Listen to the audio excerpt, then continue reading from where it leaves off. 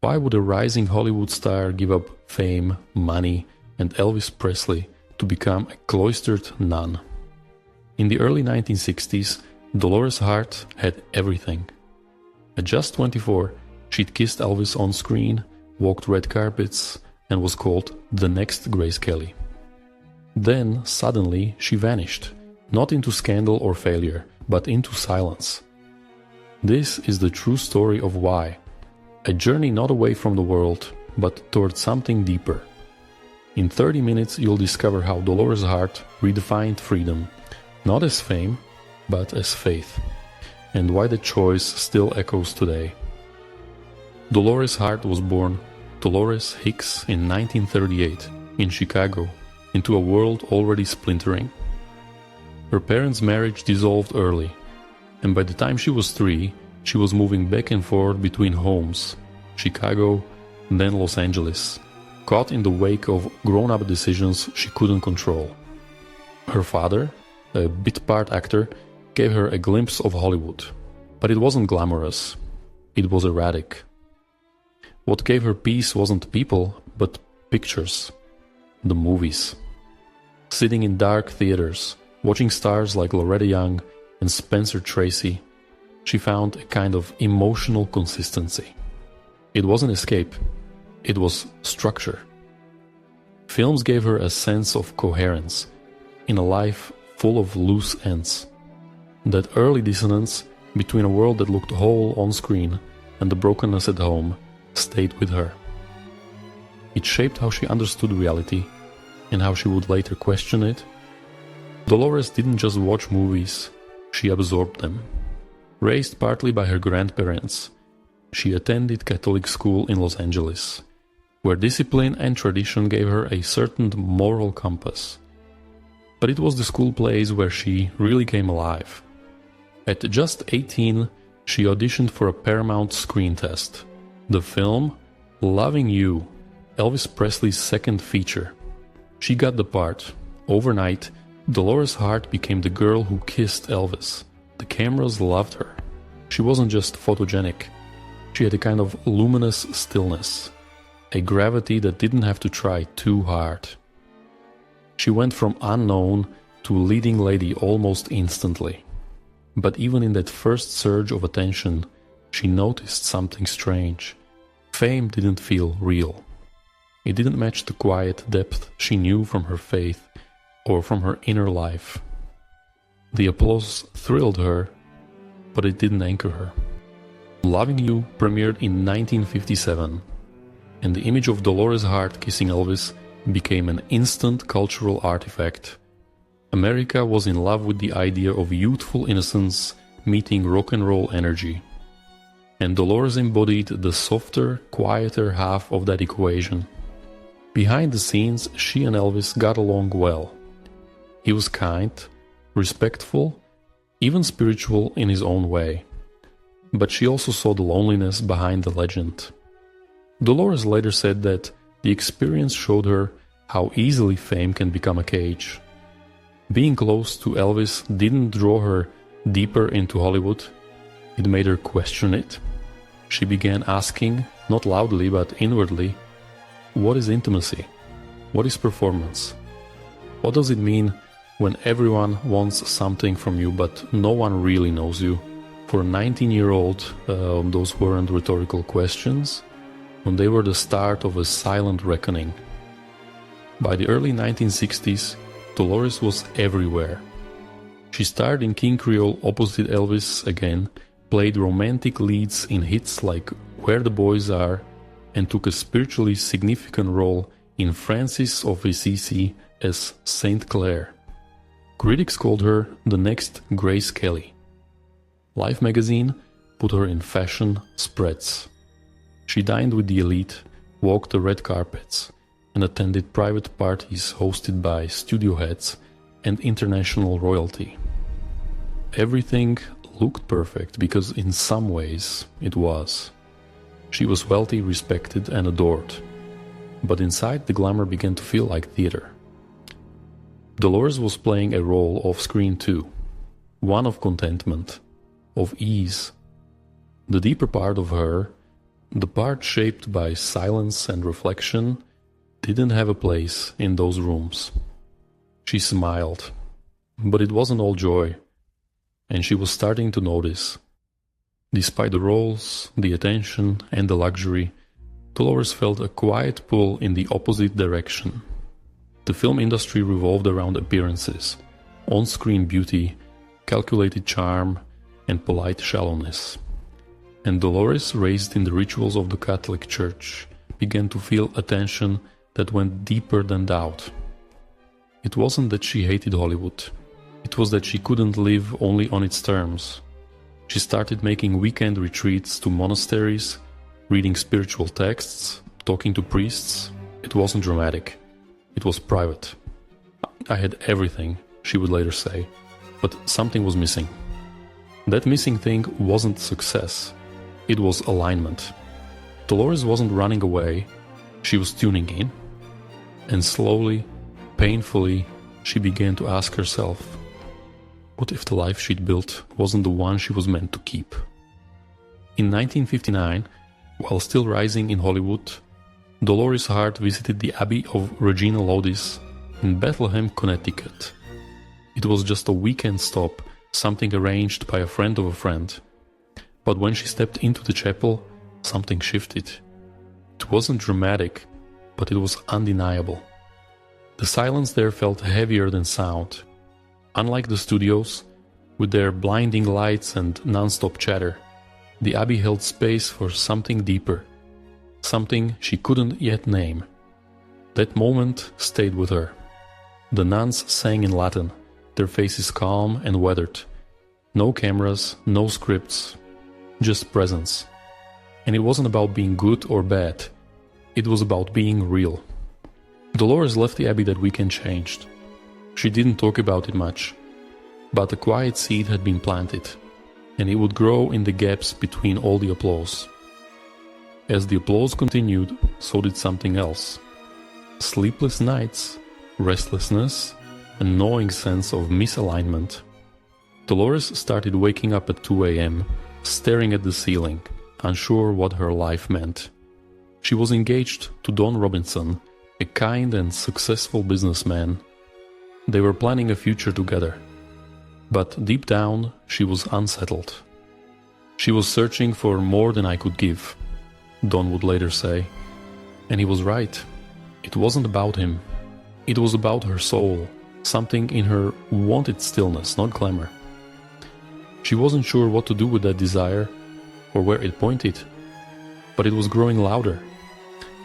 And even as she rehearsed lines and posed for press photos, she knew she was acting on two stages, one public, one private. The private one was starting to matter more. During film breaks, Dolores began visiting the Abbey more frequently.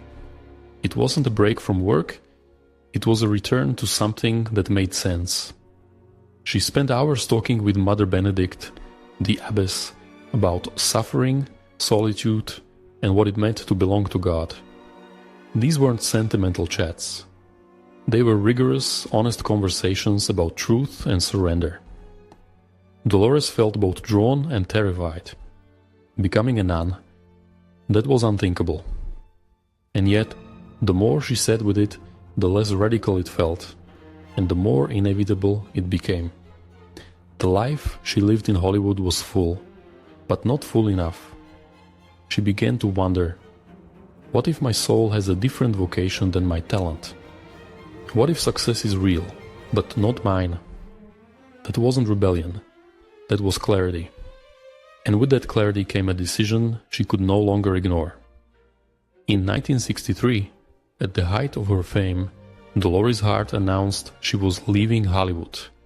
Not for another studio, not for a husband, but for God. The media exploded. Headlines blared, starlet becomes sister. Reporters camped outside the Abbey. Studios were blindsided. Scripts were already written with her name attached. The public was baffled. Why would a young, successful woman throw it all away? Her answer wasn't soundbite friendly. She wasn't running from scandal or failure. She was walking towards something greater, something she had touched but never lived. Some called it madness, others romanticized it, but most simply couldn't understand it. Dolores wasn't angry, she just knew. She was ready to stop performing and start living with a different kind of intention.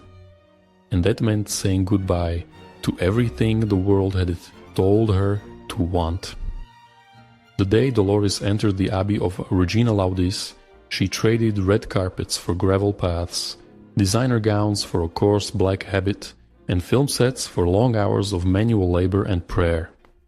The adjustment was jarring. There were no mirrors in the cloister, no applause, no exit, just silence, humility, and work. Gardening, sewing, chanting the divine office 7 times a day. It wasn't picturesque, it was hard, but she didn't flinch. "I came to find who I really was," she later said. And in the rhythm of monastic life, something settled in her. The woman the world knew as a starlet was gone. But the woman she was becoming, grounded, luminous, and inwardly free, was finally emerging. Not in public, not for a role, but for real. When Dolores Hart left Hollywood, the headlines made it sound like she was running away from fame, from pressure, maybe even from herself. But that wasn't the truth. She didn't reject success, she redefined it. Her choice to enter the monastery wasn't made in fear or despair. It was made with clarity and purpose. She didn't cut ties with her past. In fact, she remained close with many from her Hollywood years. Friends would visit the Abbey, and she kept in touch with former co-stars and directors. Her life as a nun wasn't a reaction against the world, but a deeper embrace of what mattered most to her. In that sense, it wasn't an escape. It was a lifelong commitment to meaning, shaped not by rejection, but by radical acceptance. She didn't renounce the world. She just chose a different way to serve it. Don Robinson never stopped loving Dolores. After she entered the Abbey, he didn't marry. He didn't start over. Instead, he visited her every year, bringing news, sharing memories, quietly supporting her path. Their love didn't die. It just changed shape. In one sense, it was a tragic story. A couple deeply in love, permanently separated. But in another sense, it was something rare. 2 people who respected each other's truth even when it meant parting. Don understood that Dolores' choice wasn't about rejecting him. It was about answering something larger, something eternal. And he honored that with quiet grace. When he died in 2011, after nearly 5 decades of yearly visits, he was still in touch with the woman he'd once planned to marry. Their love didn't need a wedding to be real. It needed only fidelity to each other and to the lives they were called to live. Inside the Abbey, Dolores took on the rhythms of monastic life, including silence. It wasn't absolute, but it was intentional. Long stretches of the day passed without small talk, without distraction. At first, that quiet felt empty, but over time it revealed things. In silence, Dolores learned to let go of ego. There were no headlines, no scripts, no mirrors. Just work, cleaning, gardening, sewing. She learned humility, not as a concept, but as a practice. The nuns were equals, not performers. They shared bread, burdens, and prayers. And in that stripped-down life, Dolores discovered something she'd never found on set. Stillness that nourishes, not numbs. The silence didn't erase her identity. It deepened it. She learned to listen, not just to others, but to the quiet voice within. And in doing so, she discovered a kind of peace that no spotlight could replicate. Over time, Dolores Hart became Mother Dolores Hart, taking on leadership roles within the Abbey and helping it grow in unexpected ways. One of her passions? Theater. She helped establish the Gary the Oliver Theatre, a small performance space on Abbey grounds dedicated to sacred and classical works. For her, acting was never the problem. It was the context. In the monastery, performance wasn't about fame. It was about truth, beauty, and offering. The theater became a tool for spiritual and communal life, a way to bring art back into the heart of devotion. Mother Dolores believed that creativity and contemplation weren't opposites, they belonged together. Her life became a daily act of intention, every word, every gesture chosen not for effect, but for meaning. She didn't stop creating. She just started creating for something and someone greater than herself. In 2012, nearly 50 years after leaving Hollywood, Dolores Hart returned to the Academy Awards, not as an actress, but as the subject of a documentary short, God is the Bigger Elvis. It was a film about her life, her choice, and her ongoing role at the Abbey. When she stepped onto the red carpet, in her habit, cameras swirled again. Old colleagues embraced her. There were tears, laughter, awe. For many, it was the first time they'd seen her since she vanished from the screen. But she hadn't vanished, she'd just gone deeper. The night wasn't about nostalgia, it was about recognition.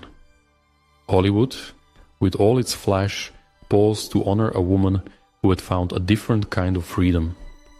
And for Dolores, it was a bridge between past and present, fame and faith, illusion and truth. She had never stopped being herself. Now, the world could see that too.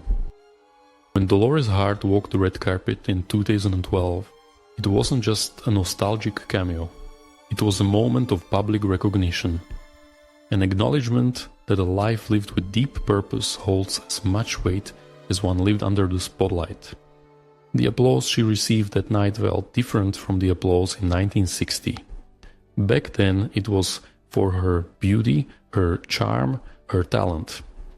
This time, it was for her courage, her clarity, her convictions. The Academy had nominated God is the Bigger Elvis not as a curiosity piece, but as a portrait of radical meaning. Dolores herself put it best. God gave me the stage, just a different one. She hadn't turned her back on performance. She had stepped into a role that demanded more than memorization. It required her whole self. And that perhaps was the most powerful performance of all. Over the years, Dolores has shared reflections through interviews, letters, and her memoir. What emerges isn't just the story of a nun, it's a deeply resonant guide for anyone burned out by modern life. The heart doesn't find peace in applause, she once said. That line lands like a whisper in a loud world.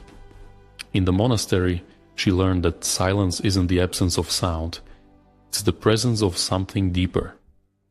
Vocation, to her, wasn't a job.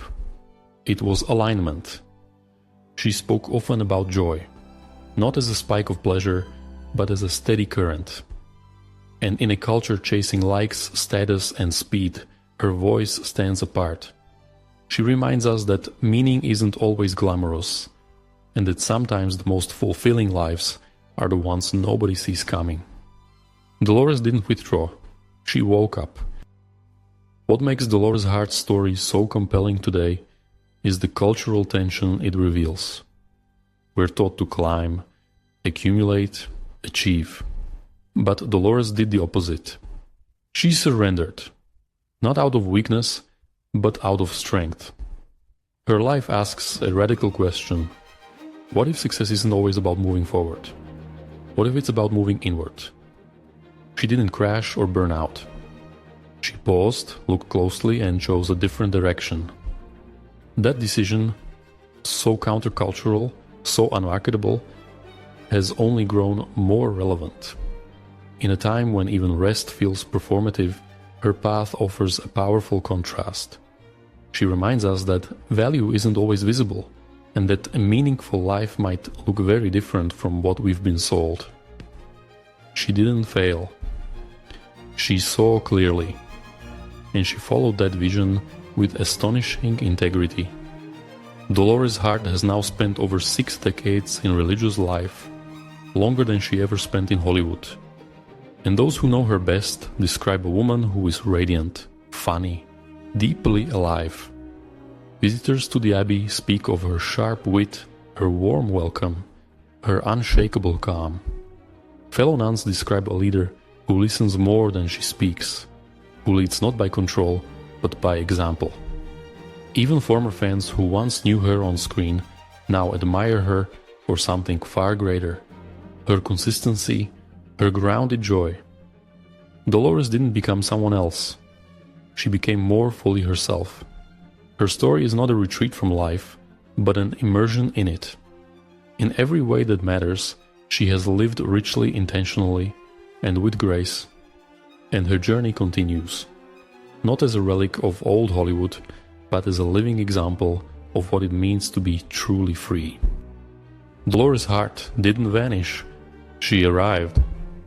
While the world adored her for who she appeared to be, she quietly chose to become who she truly was. From movie premieres to monastic prayers, her path was never about rejection, it was about realignment.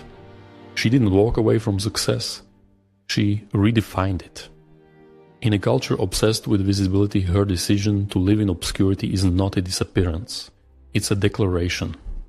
For anyone searching for clarity in chaos, for meaning beyond metrics, for a life that feels whole, Dolores Hart's story is a rare and radiant light, not a fairy tale, but a testament, not an escape, but a return.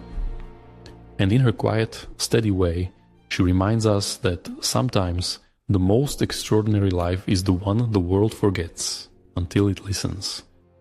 If Dolores Hart's story moved you, if it made you pause, reflect, or simply see success in a new way, consider subscribing for more stories like this.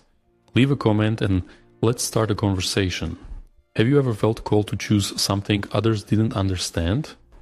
Or what does a meaningful life look like to you?